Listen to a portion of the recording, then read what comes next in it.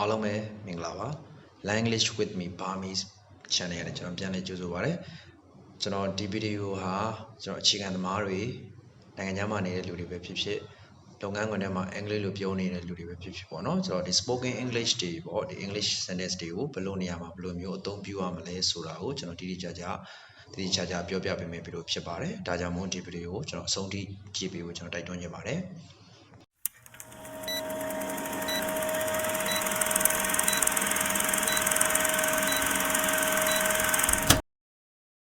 Okay ပထမဆုံးတွေ့ရမယ့် sentence ဒီ where are you ဆိုတော့ဒီ sentence ရဲ့အဓိပ္ပာယ်ကမင်းဘယ်မှာလဲလို့မေးတာဖြစ်တယ်ဆိုတော့ I'm at home ဆိုတော့ကျွန်တော်အိမ်မှာရှိတယ်ပေါ့နော်ဆိုတော့ where are you ရဲ့အမေကို I'm at home ဆိုပြီးတော့ပြန်ဖြေတာဖြစ်တယ်ကိုလက်ရှိနေတဲ့နေရာကိုမူတည်ပြီးတော့ဖြေလို့ရတယ်ကိုတနေရာမှာကျွန်တော်ပန်းညံမှာဆိုရင် I'm at the park ကျွန်တော်ပန်းညံမှာဖြစ်တယ်စသဖြင့်ကျွန်တော် bus ကားမှတ်တိုင်မှာဆိုရင် I'm at the bus stop ကျွန်တော် bus ကားမှတ်တိုင်မှာဒီလိုမျိုးဖြေလို့ရတယ်ဆိုတော့ဒီနေရာမှာ where are you ရဲ့နောက်မှာ noun ပေါ့နော် noun ထည့်လိုက်တယ်ဆိုလို့ရှိရင်မင်းအခုဘယ်မှာလဲလို့မေးတာဖြစ်တယ်ဆိုတော့နောက်တစ်ခုကI'm at home ပေါ့နော် I'm at home ဒီ real native speaker တွေပြောတာ I'm at home ဆိုပြီးတော့အတန်ကိုဆက်ပြီးတော့ပြောပါတယ်ဒီနေရာမှာ I'm at home ကို I am at home ဆိုပြီးတော့ခွဲပြီးတော့ပြောတာမရှိပါဘူး native speaker တွေတော်တော်များများက I'm at home ဆိုပြီးတော့ပြောပါတယ်ဒါကြောင့်မို့ကျွန်တော် listening မှာတွဲပြီးသားဖြစ်သွားအောင် I'm at home ဆိုပြီးတော့ပြောတာဖြစ်တယ်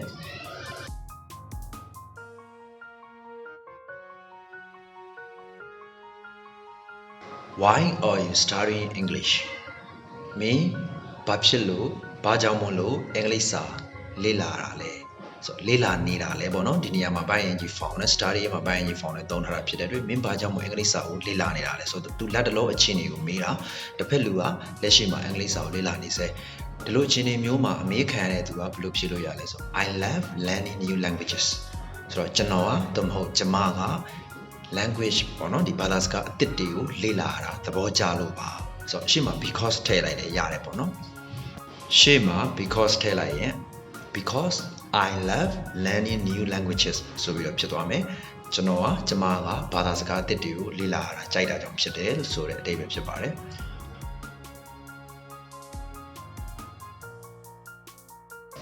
What time does the flight leave လေယာဉ်ကဘယ်ချိန်ထွက်မှာလဲIt leaves at 5ဆိုတော့ဒီနေရာမှာကျွန်တော်တို့ what time does the flight leave ပေါ့နော်ပြောချင်တဲ့ဟာသူက present tense နဲ့ရေးထားတယ်ဆိုပေမဲ့အဓိပ္ပာယ်က future ဆိုတဲ့အဓိပ္ပာယ်ကိုဆောင်းပါတယ် future ဆိုတဲ့အဓိပ္ပာယ်နဲ့မေးတာပါဆိုတော့လေယာဉ်ကဘယ်ချိန်ထွက်တယ်လဲသို့မဟုတ်လေယာဉ်ကဘယ်ချိန်ထွက်မှာလဲလို့မေးတာဖြစ်တယ်လေယာဉ်ကွင်းမှာမေးတာရှိတဲ့စကားပေါ့နော်ဆိုတော့တစ်ဖက်လူကပြန်ပြောလို့ရတာက it leaves at 5 9နာရီမှာထွက်မယ် it ဆိုတာက the flight ကိုပြန်ပြီးတော့ညွှန်းတဲ့နာမ်စာ pronoun ဖြစ်ပါတယ် Should I go to the store? No, I ain't go. Should I go to the store? ကျွန်တော်သို့မဟုတ်ကျမဈေးဆိုင်ပေါ့နော် store ဆိုင်ကိုသွားရမှာလား No, I ain't go. မသွားပါနဲ့ I ain't go ကျွန်တော်သို့မဟုတ်ကျမသွားပါမယ်ဆိုတော့ဒီနေရာမှာshould ကိုသုံးထားတယ်ပေါ့နော်ကျွန်တော်တို့မြန်မာစာသင်သားတွေတော်တော်များများ should ဆိုတာတင့်တယ်လို့တော့မင်းသွားတဲ့နေဆို you should go မင်းစားတဲ့နေဆို you should eat အဲ့လိုလေ့ကျင့်ကြတာများတယ်ဒါပေမဲ့ဒီနေရာမှာ should I go to the store ဆိုတာငါဈေးဆိုင်ကိုသွားတင်လားလို့မြန်မာစကားမှာလည်းပြောတာမရှိဘူးဒါပေမဲ့ English စာမှာကြတော့ဒီအဓိပ္ပာယ်ကဘာလို့ဆိုရလဲဆိုတော့ငါသွားရမှာလားလို့ပြောတာဖြစ်တယ်ဆိုတော့ will နဲ့ဒီလို will I go to the store နဲ့ဒီလိုပဲပေါ့နော်ဆိုတော့ should I go to the store ငါကျွန်တော်ဈေးဆိုင်ကိုသွားရမှာလားဒီလိုမိကုံမျိုးမေးတာဖြစ်တယ်အဲ့ဒီခါမှာ no I go မသွားပါနဲ့ကျွန်တော်သို့မဟုတ်ကျွန်မသွားပါမယ်လို့ပြောတာဖြစ်တယ် Are you leaving now? Yes I am. Are you leaving now ဆိုတာကမင်းအခုသွားတော့မှာလားဆိုတော့လူတစ်ယောက်ကတနေရာသွားဖို့သူ့အနေနဲ့ကိုဟန်မူရပဲဖြစ်ပေါ့နော်တခြားသူ့ရဲ့အိတ်တွေတခုပြင်ဆင်နေတယ်ဆိုတဲ့အချိန်မျိုးမှာမေးလို့ရတယ် Are you leaving now မင်းအခုသွားတော့မှာလား Yes I am ကျွန်တော်သွားတော့မယ်မေးတာပြောတာဖြစ်တယ်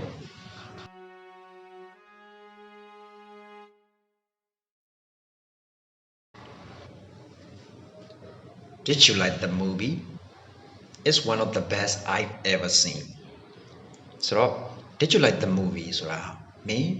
ရုပ်ရှင်ကြည့်ပြီးတော့ပြန်လာတဲ့လူတစ်ယောက်ပေါ့နော်ဆိုတော့အဲ့လူတစ်ယောက်ကိုမေးတာဆိုတော့ရုပ်ရှင်ကိုကြိုက်ခဲ့ရလားပေါ့ရုပ်ရှင်ကဘယ်လိုလဲရုပ်ရှင်ကြိုက်ရလားလို့မေးတာဖြစ်တယ်ဆိုတော့အမေခံတဲ့လူကပြန်ဖြေတဲ့ပုံစံလေးက is one of the best I ever seen ဆိုတော့ငါကြည့်ဘူးသမျှတဲမှာတော့ငါကြည့်ဘူးသမျှရုပ်ရှင်ခိုင်းတဲမှာတော့အကောင်းဆုံးတစ်ခုပဲလို့ပြောတာဖြစ်တယ်ဆိုတော့ဘယ်ဟာဖြစ်ဖြစ်ပေါ့နော်ဥပမာ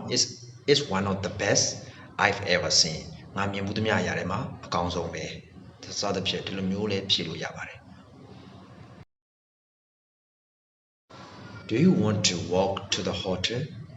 No, I don't know. How far is this? ဟုတ်နော်ဆိုတော့ do you want to walk ဆိုတာမင်းလမ်းလျှောက်ချင်သလားမင်းလမ်းလျှောက်ပြီးသွားချင်သလားပေါ့နော်ဘယ်လိုလဲ to the hotel hotel ကိုမင်းလမ်းလျှောက်ပြီးသွားမှာလားလမ်းလျှောက်ပြီးသွားမလို့လားဒီလိုမျိုးအတိတ်ပဲနဲ့မေးတဲ့မေးခွန်းဖြစ်တယ်ဆိုတော့ဖြေတဲ့လူက I don't know ကျွန်တော်မသိဘူးသို့မဟုတ်ကျွန်မမသိဘူး How far is this အဲ့ဒီ hotel ကဘယ်လောက်ဝေးတယ်လဲအဲ့ဒီ hotel ကဘယ်လောက်ဝေးလို့လဲ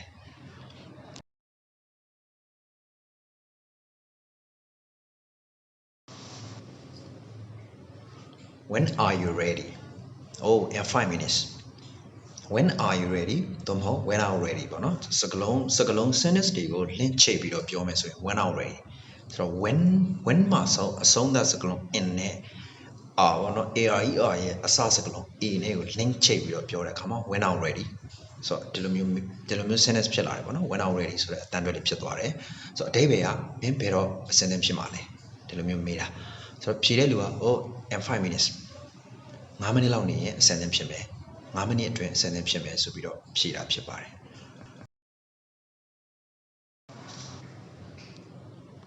Did you do your homework?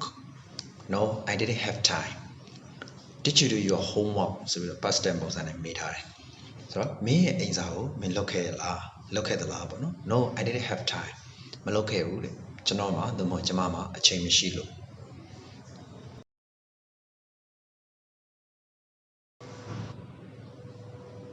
What's your job? I run my own business. So what's your job ဆိုတော့မင်းရဲ့အလုပ်ကိုင်ရပါလဲမင်းဘာလုပ်တယ်လဲပေါ့နော်ဆိုတော့ what's your job မင်းရဲ့အလုပ်ကိုင်ရပါလဲ I run my own business ကျွန်တော်ကိုယ်ပိုင်လုပ်ငန်းလုပ်တယ်ပြောချင်တာrun ဆိုတဲ့နေရာသူ့ရဲ့ကျွန်တော်တို့ဒီလုံးကောက်တွေပဲ run ဆိုတာပြေးသည်လို့ကျွန်တော်တို့မှတ်သားလေးရှိရပေါ့နော်ဒါပေမဲ့ဒီနေရာမှာကျွန်တော်ရဲ့ကိုယ်ပိုင်လုပ်ငန်းကို run တယ်ကျွန်တော်ရဲ့ကိုယ်ပိုင်လုပ်ငန်းကိုလုပ်တယ်ဆိုတဲ့အဓိပ္ပာယ်ဖြစ်ပါတယ်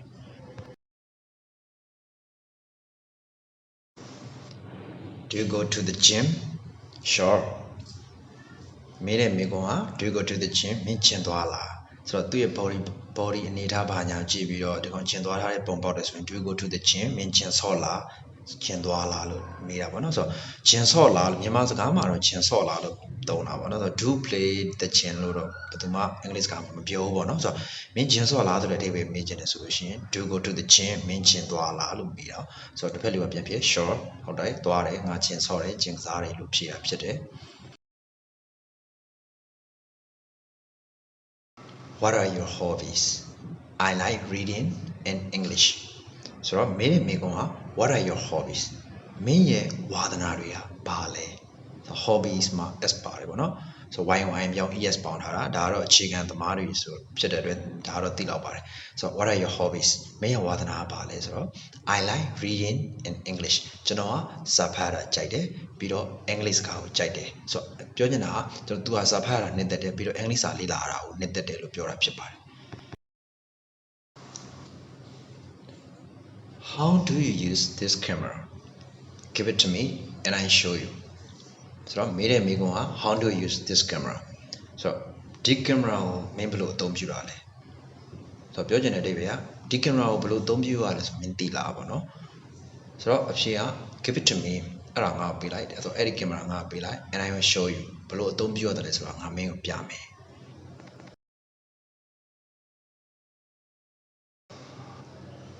Anyone wants more coffee? Yes, please. ဆိုတော့မေးတဲ့မိကွန်းက Anyone wants more coffee? ဆိုတော့စားတော့ဆိုင်ပဲဖြစ်ဖြစ်ပေါ့နော် cafe ပဲဖြစ်ဖြစ် coffee ဆိုင်ပဲဖြစ်ဖြစ်အဲ့မှာwaiter Anyone wants more coffee? ဆိုတော့မင်းတို့ထဲကတယောက်အများ coffee ထပ်လို့သေးလားဆိုတော့ဒီလိုမျိုးမေးတာပေါ့နော်အဲ့ချိန်မှာဖြေတာ Yes, please. ဟုတ်ကဲ့လိုပါတယ်လို့ပြောတာဖြစ်တယ် Is this worth $500? No, it can't be with it. So me and me go to day is this worth $500? So diha dollar ngaya don't tell diha dollar ngaya than la loop pure up. So PMP no, it can be with them. Any scene on a mapshina, any amount of mapshina. So dollar ngaya or mapshina will up your upshot.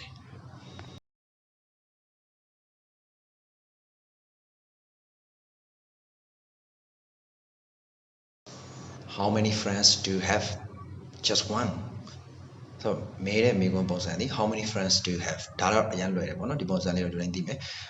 me mounting in penny or she delay. A man thinking in penny or she like wow, me manu debut. Just one, the out away. So do nothing in years about the out she is with a table.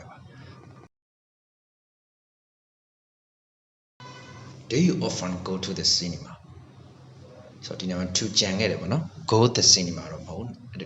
go the cinema two channel. So me go. Do you often go to the cinema? Me, a mere little one. Me, Majacana, usually my Twajila, usually my Twajila, the made up shit. Once man, the lama the chain out babe, the Lumio appear, the Lupiam Shira, once man, the lama the chain out babe. What color is your head? So Tara Law chicken jar and me on it. What color is your head? Me autoga pie only. It's a favorite color. So P and face do your TV, Chotore, Chopcholi, so a TV. So faith lose or a pion Chopcholi. So do your auto young a pion Chopcholi look, can be a Pia Chipare. What are you going to do tonight? Me, Dinya Palomale. Soပြောချင်တဲ့တပည့်ကမင်းဒီညပါစီစဉ်ရှိတယ်လေလို့မေးတာဖြစ်တယ်ဆိုတော့ပြန်ဖြေတဲ့အဖြေက I go to the party ကျွန်တော်ပါတီသွားမယ်ပါတီတက်မယ်လို့ပြန်ပြီးတော့ဖြေတာဖြစ်ပါတယ်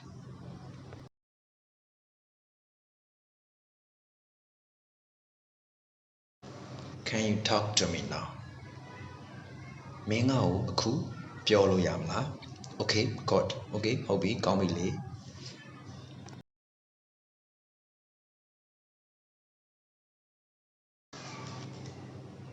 What will you do tomorrow မင်းမနေ့ပြန်ဘာလုပ်မှာလဲမင်းမနေ့ပြန်ပါစီစဉ်ရှိလဲ I think I stay at home ငါတော့အိမ်မှာပဲရှိမယ်ထင်ပါတယ်ကွာဆိုတော့ဒီလိုအတိတ်ပဲနဲ့ပြန်ပြီးတော့ဖြေတာပေါ့နော် I think I stay at home ဆိုတော့ငါတော့အိမ်မှာပဲရှိမယ်အိမ်မှာပဲနေမယ်လို့ထင်တယ်လို့ပြောတာဖြစ်တယ် Are you sure you can come on Tuesday ဆိုတော့မင်းမိကောင်က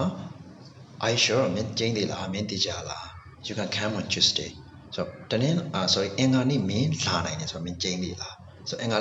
နေ့မှာမင်းလာဖို့အဆင်ပြေဆိုတော့မင်းကျင်းသေးလားလို့မေးတာဖြစ်တယ် Otherwise I have to give the tickets to someone else အဲ့လိုမှမဟုတ်လို့ရှိရင်တဲ့မင်းဒီအင်္ဂါနေ့မှာမင်းလာဖို့မကျင်းသေးဘူးဆိုလို့ရှိရင်ငါဒီလက်မှတ်တွေကိုတခြားလူကိုပြစ်လိုက်မှာဖြစ်တဲ့အတွက်ကြောင့် Otherwise I have to give the tickets to someone else ဆိုတော့မင်းသားမလားဆိုရင်ငါဒီလက်မှတ်တွေအကုန်လုံးတခြားလူကငါပြရမှာဆိုတဲ့အဓိပ္ပာယ်ပေါ့နော် Okay ဒါဆိုရင်ကျွန်တော်ဒီဗီဒီယိုမှာ lessons ကိုကျွန်တော်ဒီလောက်ပဲရန်နာပါမယ်နောက်နေ့တွေမှာလည်းကျွန်တော်ဒီလိုမျိုးဗီဒီယိုတွေကိုဆက်ပြီးတော့တင်ပြသွားပါအောင်မယ်ကျွန်တော်အင်္ဂလိပ်စာစိတ်ဝင်စားပြီးတော့လေ့လာနေတဲ့လူတွေရောနိုင်ငံခြားရောက်နေတဲ့လူတွေရောကျွန်တော် channel မှာအင်္ဂလိပ်စာနဲ့ပတ်သက်တဲ့အသုံးအနှုန်းတွေအင်္ဂလိပ်စာကိုတိတိကျကျသုံးညနေအင်္ဂလိပ်စာကိုနေရာတိုင်းမှာ confidence ရှိနေမှန်ကန်သုံးညနေဆိုလို့ရှိရင်ကျွန်တော် channel ကို subscribe လုပ်ခဲ့ဖို့မမေ့ပါနဲ့ကျွန်တော်ဒီဗီဒီယိုကိုကြိုက်တယ်နှစ်သက်တယ်ဆိုလို့ရှိရင် like and share လုပ်ပြီးတော့ကျွန်တော်အားပေးလို့ရပါတယ်ကျေးဇူးတင်ပါတယ်